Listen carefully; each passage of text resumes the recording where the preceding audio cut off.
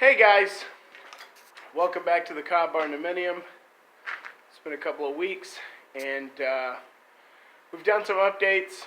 Obviously, I've been working with the electrical if you saw the last video. But let's just go ahead and hop right in. I'll show you some of the new stuff. This wall that we're looking at right here, no, we're looking at a ladder. All right, let's get this out of the way. This wall that we're looking at right here is the back of the pantry, and we kind of put a wave feature in it. We also started experimenting with different types of plaster coating. So this is all Cob, all earth, plaster, whatever you want to say. The bottom, middle, and top have different colors. The one in the middle is just the color of our clay. The one at the bottom was a slightly red clay mixture that we added some natural pigment into, and it was like a red ochre. And then the top one, extremely hard to see. Let me see if I can turn on my little light here. So in that, nope, can't see nothing. I mean, you can't see the difference in the color. The top one's kind of a purple. And that's because we added some India blue earth pigment to it. The bottom one also, so everything red here got an unmeasurable amount of boiled linseed oil. So basically we had like a 5-gallon bucket like this with this plaster in there. It's about 3/4 full, and I just covered the top of all of the plaster with boiled linseed oil, not, very thick, and we mixed it in. And what we're trying to do is we're trying to practice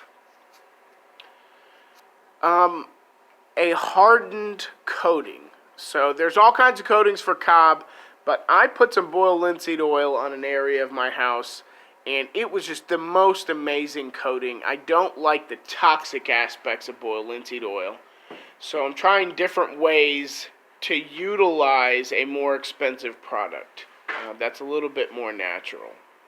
So we'll give you some updates later on this. This is the back of our pantry wall. Just real quick, just kind of an update on the electrical. You can see I have been working. I'm running some wire here. I'm basically going to do a lot of it myself. It'll all be embedded. I'm using underground feeder wire, so UFB specifically, so it's heat rated up to, I think, 196 degrees. So that's it. I didn't really want to go in too much on the in depth on the electric because obviously we talked about it last time. We have been stalled completely on our kitchen because of these other problems. So you can see we still have our dishwasher out. And let's take a look at it real quick. I don't know if we showed it. This is actually a portable dishwasher. It's what they call it, or a countertop. Doesn't use a lot of electricity, and it's really, really compact. So basically all it is a single, rack. It's not a double rack, and so it's going to fit under our counter really nicely. We're going to do all black appliances and then maybe, I don't know, paint them or something like that with a common accent color. That is our stove. It's a very small stove. Typical residential ones are 30-inch stoves. I got a 24-inch stove to help fit under the counter space here. But like I said, not much has come along. I've been working on our electric, as you can see. Let's go over here. We got some new shelving in. These are chunks, slices, slabs, if you will, of mesquite from our property. They were logs just that were left here from the previous owner. So they're about 5 years old. And they're extremely dirty. But I did do quite a bit of work on them.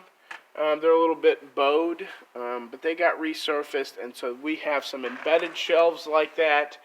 We also have this rock shelf. I'm going to be chipping off this top piece here, but they're kind of, and so these bottles too, so not this one necessarily, but the bottles will go up here in the wall to give a little bit of light from here, because the bathroom gets dark in the morning because it only has an afternoon window.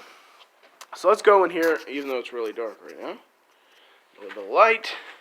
And you can see we did, I don't know if I showed this before, but this is the bathroom mirror shelf. And that's also the same slab of mesquite. There's that floating kind of shelf design that we're doing.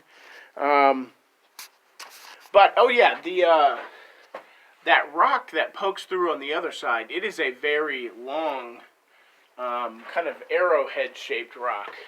So I just wanted to kind of show, it does protrude from the wall, whatever. And there will be, like I said, some of these carboys kind of put in this spot. Mainly that spot, because the door goes all the way over to here, possibly. So we'll bring some light in from this area right here. Let's go on the outside here.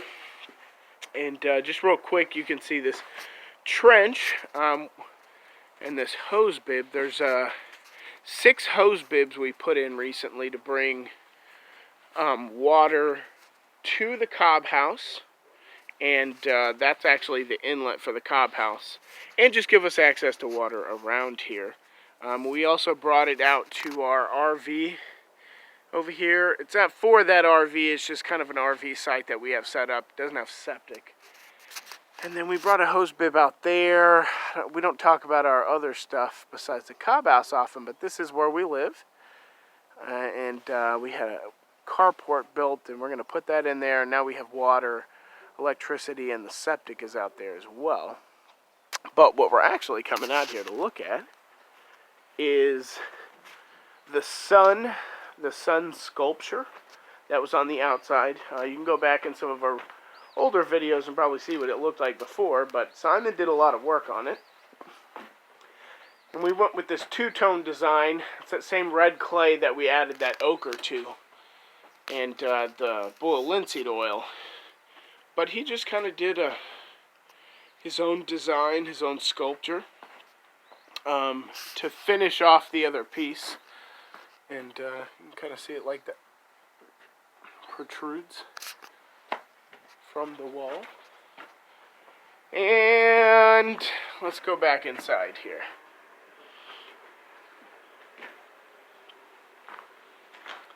So this is another thing we hadn't talked about. We got a clawfoot tub. This one's just under 5 feet long with the lean back and all the, maybe not original hardware, but some very nice hardware with it. We weren't actually going to do a clawfoot tub because they're just too expensive. We kept looking at rust pitted and unfinished tubs that were in the $300, $400, $500 range. And really, to get the best value, it looked like I was going to have to redo one. We didn't want to do that, so we did luck out, and we got this one for about $300. I had to go to Austin to pick it up, and that tub is going to sit inside of our bathroom like that. So it'll be on the right as you walk in, and the shower will be inside of it. And it does have the hardware here to accept a vertical shower head rod, hose or whatever, pipe. And we'll do kind of the circular style shower curtain until we figure out what else to do. So that's it for now. We're doing a lot of work, and we just finished the PVC piping, so that's kind of really been holding us up. So we're going to transition back to doing the countertops, and here in the next few weeks, we're going to be doing another video because our Cob floor is moving forward. And we've done so much plaster work and all the work, you know, finishing all the cob, that we're going to have to start doing the cob floor here soon. So thanks for watching, guys. Keep up with us. Like and subscribe and share and comment and all that kind of great stuff. We'll see you next time. Have a good day.